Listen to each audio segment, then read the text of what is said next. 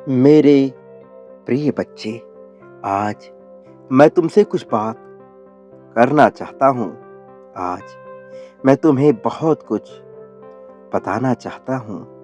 मुझे तुम्हारा समय चाहिए।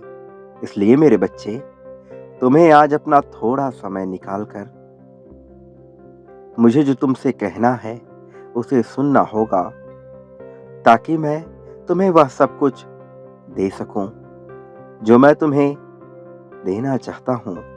इस बार मैं तुम्हारे लिए इस संदेश में बहुत कुछ लेकर आया हूँ।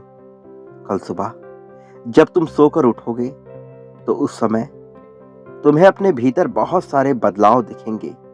ऐसे बदलाव जो मैं आज तुम्हें देने वाला हूँ।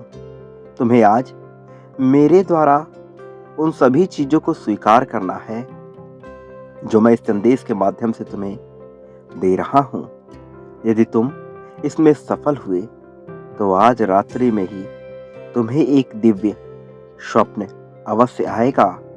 यदि तुम मुझ में पूर्ण विश्वास करते हो तो इस संदेश को अभी लाइक करो।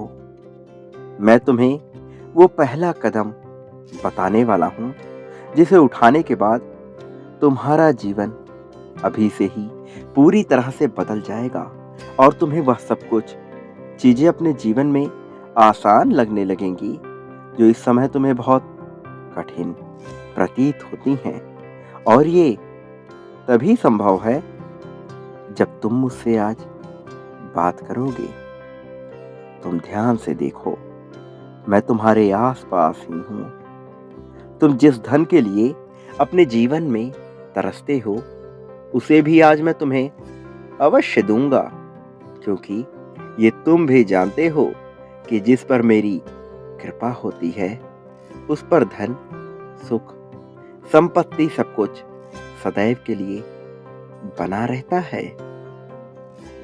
और वो चाहे कितनी ही निराशा से क्यों ना घिरा हो, वो चाहे कितनी ही परेशानियों में क्यों ना उलझा हो, मैं उसे सारी परेशानियों से बाहर निकाल लाता हूँ। जिस किसी ने भी मुझ पर अपना पूर्ण विश्वास जताया है, मैंने उसे कभी भी निराश नहीं किया है। मेरे प्रिय, ये संसार मेरे ही द्वारा रचाया गया है। मैं ही इस संसार का पालन करता भी हूँ और मैं ही इस संसार का संहार करता भी हूँ। मैं ही चीजों को बनाता हूँ, मैं ही चीजों को मिटाता हूँ और मैं ही उनको संरक्षण भी प्रदान करता हूँ। मेरे प्रिय, तुम मेरी ही रचना हो, तुम्हें इस बात को कभी भी नहीं भूलनी चाहिए। और इतना ही नहीं, जिन भी जीवों को मैंने बनाया है उन सभी को मैं अवसर प्रदान करता हूँ अपने जीवन के उच्चतम बिंदु तक पहुंचने के लिए। मैं निरंतर उन्हें संकेत भी देता रहता हूँ।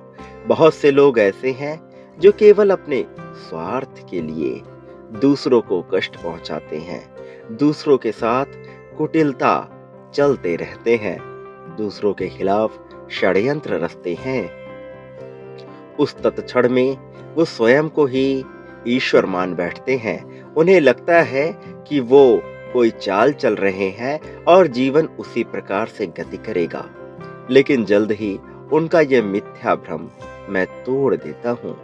मेरे प्रिय बच्चे, बहुत से लोगों के लिए इस समय संसार में कलयुग चल रहा है। लेकिन क्या तुम जानते हो, युग जैसा इस संसार में कभी कुछ नहीं रहा।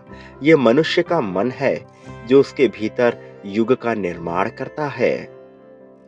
जब मनुष्य साफ दिल का होता है, जब मनुष्य को हर किसी में ईश्वर दिखाई देते हैं, जब मनुष्य को सभी में प्रेम दिखता है, जब मनुष्य दूसरों से संबंध बिना मतलब का रखना बंद कर देता है, उस समय ही उसका जीवन शतयुगी होता है।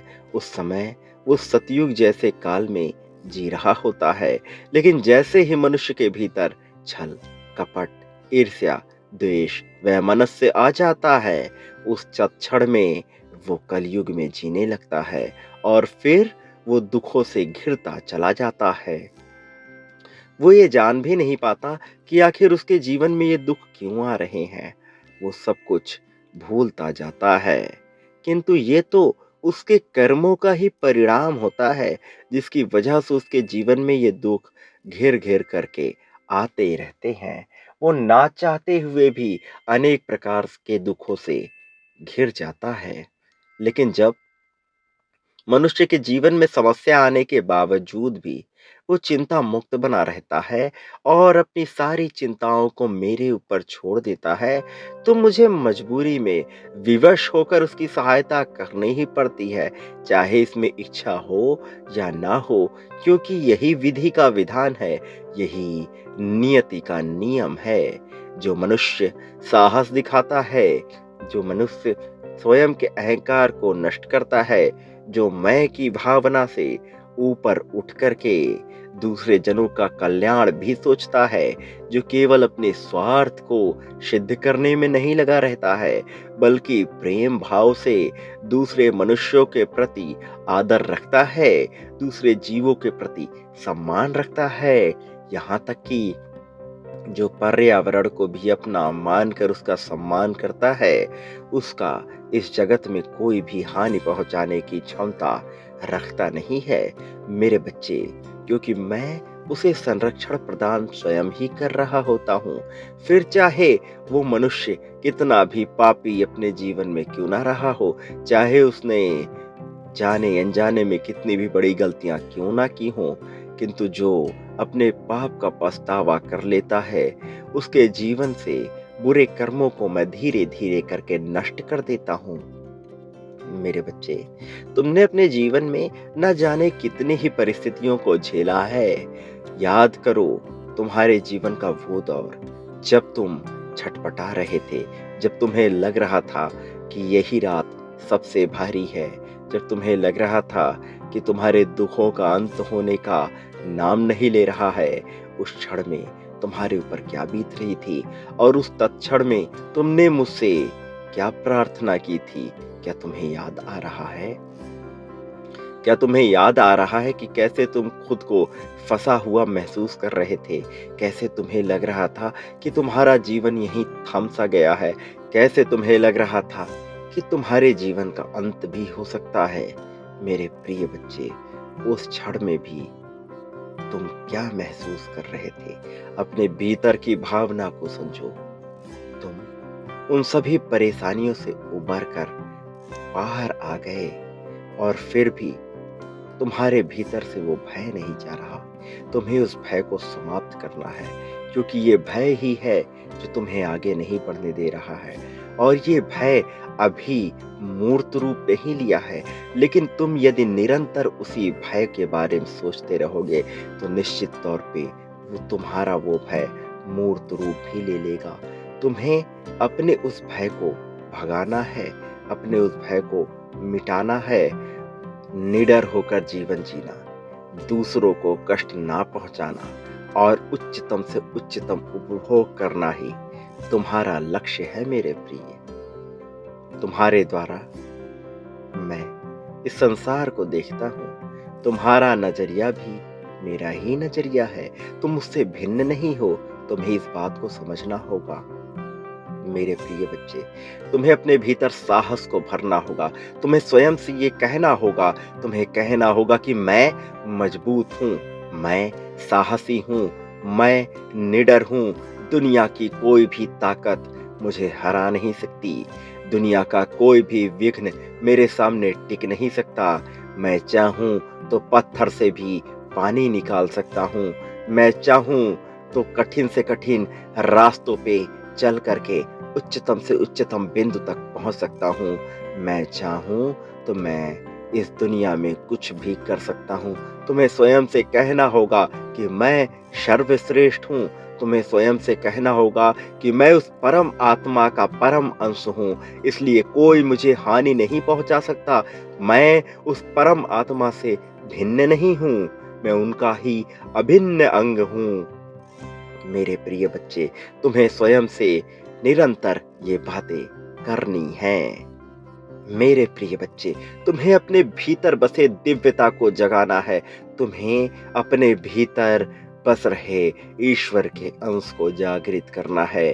तुम्हें समझना है कि तुम मूल्यवान हो, अपितु अमूल्य हो। तुम्हारा मूल्य लगाया ही नहीं जा सकता। तुम्हें अपनी भावनाओं को समझना है। तुम्हें आत्मनियंत्रण करना सीखना है। मेरे प्रिय, अपनी इंद्रियों पर नियंत्रण लगा कर रखना तुम्हारे लिए अत्यंत आवश्यक है। अब तक तुम्हारे शरीर में, तुम्हारे भीतर, तुम्हारे मस्तिष्क में, तुम्हारे बुद्धि में जो भी विचार गए हैं, उस पर तुम्हारा अधिकार नहीं था। लेकिन आगे तुम्हारे मन में क्या विचार जाएंगे, इस पर तुम्हारा अधिकार है। इसलिए तुम्हें चुनाव करना होगा, तुम्हें चुनना होगा। ये चयन तुम्हारा ही होगा और तुम्हारे ही चयन तुम्हारे कर्मों का निर्माण करेंगे। तुम्हारा चयन ये तय करने के लिए होगा कि तुम्हें ईश्वर के दिव्य रास्ते पे चलना है या फिर शैतान के बताए मार्ग पर चलना है। एक ऐसे मार्ग पर चलना है जहां प्रारंभ में तो सब कुछ प्रकाशमय लगता है, किंतु अंत उसका केवल अंधकारमय है। या फिर तुम्हें ईश्वर के उस दिव्य मार्ग पे चलना है जो शुरुआत में थोड़ा कठिन तो प्रतीत होता है, किंतु उसके बाद एक सुनहरा भविष्य और उज्जवल जीवन तुम्हारी प्रतीक्षा में है। मेरे प्रिय बच्चे, तुम्हें ये चयन करना होगा। ये चयन तुम्हारे लिए अत्यंत आवश्यक है। और तुम जानते हो, तुम अपने इस चयन में, अपने इस यात्रा में कभी भी अकेले नहीं रहोगे। मेरी ऊर्जा निरंतर तुम्हारे साथ रहेगी, तुम्हें सहायता प्रदान करने के लिए, तुम्हें जीवन प्रदान करने के लिए। मेरे बच्चे, तुम कभी भी अकेले नहीं हो। इस बात को सदैव याद रखना। मैं तुम्हारे बहुत करीब हूँ, बहुत ज़्यादा करीब हूँ। और ये एक रहस्य है जिसे तुम्हें किसी से कहना नहीं है, बल्कि महसूस करना है। जब तुम उसे महसूस करने लगोगे तो तुम जान पाओगे, मेरी ऊर्जा को हर जगह अनुभव करने में सक्षम हो सकोगे। मेरे प्रिय बच्चे, मेरा आशीर्वाद सदैव तुम्हारे साथ है। तुम्हारा इस जगत में सदा ही कल्याण होगा। सदा सुखी रहो, तुम्हारी प्रगति होगी।